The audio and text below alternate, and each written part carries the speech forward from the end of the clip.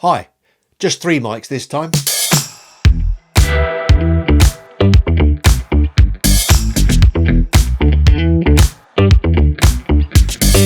This episode we're looking at some just slightly more expensive microphones. The first one I'm going to show you is the Deity D3 Pro. It retails around £202, has a noise floor of minus 84 dB, which is pretty low, and it's a super cardioid. The other nice thing is it comes with a fitted case as well. This microphone is the Rode VideoMic Pro Plus, and it retails around £201.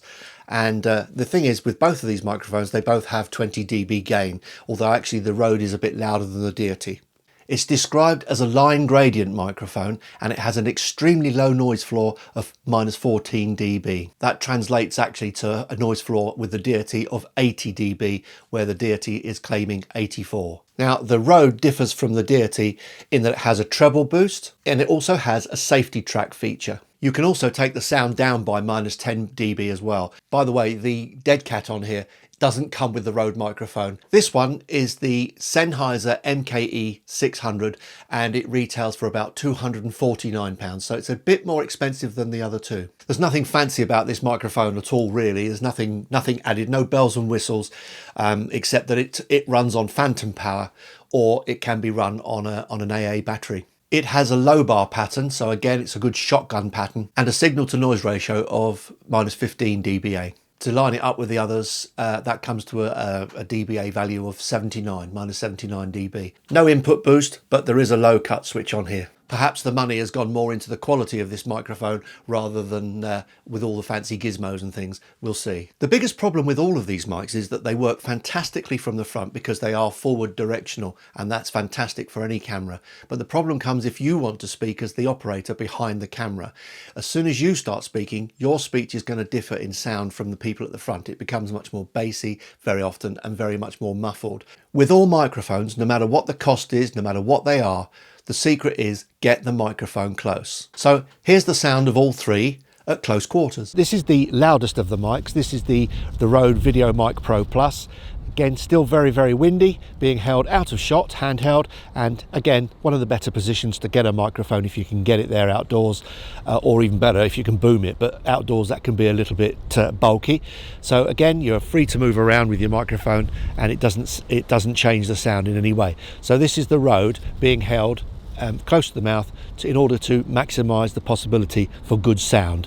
This is the sound of the Deity D3 Pro, and the D3 Pro is being handheld, and to be honest, this is the best way to use any microphone. Just get it close to you, and the advantage is you can actually wander around reasonably, but you've got to be holding it, so it will be seen in shot unless you get it on a stand close by and get it out of shot.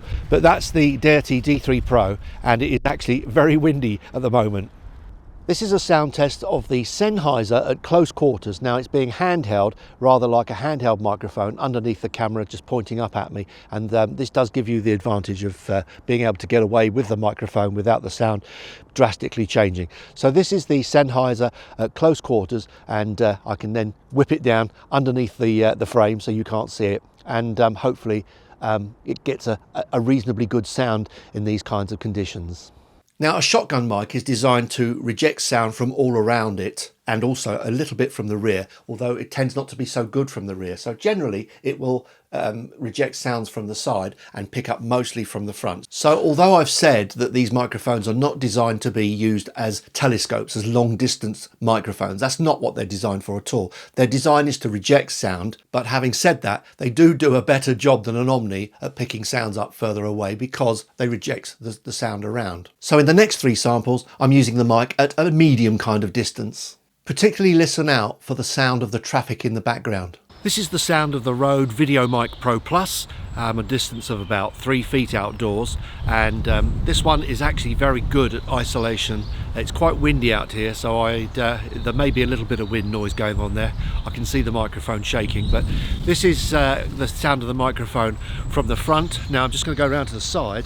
This is the same distance away at the side. I'm now at 90 degrees to the microphone, and this is the sound from the side. And now I'm going to go to the rear of the microphone, and this is the sound of the microphone from the rear. So I'm going to come back there, and as you can hear that this microphone has got a pretty strong forward pickup. This is the sound of the Deity D3 Pro, and I'm about 3 feet away from it, right in the front, and this is where you'd expect the best pickup. Now let's go to the side. Now I'm at 90 degrees to the microphone at the same distance. So this is the sound of the microphone at 90 degrees, and if I go the same distance to the back, this is the sound of the microphone from the rear. It's still quite windy, so I wouldn't be surprised if there is a little bit of wind noise still going on in the microphone, but I've got a wind muff on all of these, so hopefully there's not too much coming through. This is the sound of the Sennheiser MKE 600, and this one I had to raise the gain on because this is the only microphone that doesn't have the mic boost on it. So this works at whatever volume it's going to be working at, and there's no boost to be had. So this is the Sennheiser from the front.